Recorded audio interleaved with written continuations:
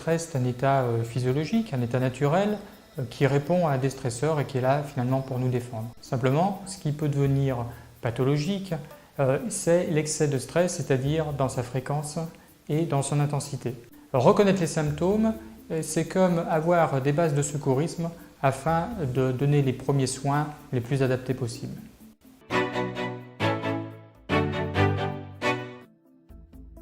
Alors les symptômes sont de trois ordres. D'abord des symptômes physiques qui sont dus par exemple à la décharge d'adrénaline qui va expliquer les sueurs, la fréquence cardiaque qui augmente, la tension artérielle qui peut augmenter également. Et puis aussi des symptômes qui sont liés, qui sont beaucoup plus discrets, qui sont liés à l'excès de cortisol, qui aura un impact sur l'immunité. Et puis des symptômes qui sont liés à la contraction musculaire, comme les douleurs par exemple et tous les troubles musculaires squelettiques. Ensuite, des symptômes qui sont beaucoup plus visibles aussi bien pour soi que pour les autres, qui sont les symptômes comportementaux. Par exemple une agressivité inhabituelle, et puis la prise de toxiques beaucoup plus importante comme l'alcool, le tabac. Et enfin, des symptômes psychologiques qui sont l'activation notamment des émotions, plus d'anxiété, plus de colère, et puis aussi une perturbation de la confiance en soi et de l'estime.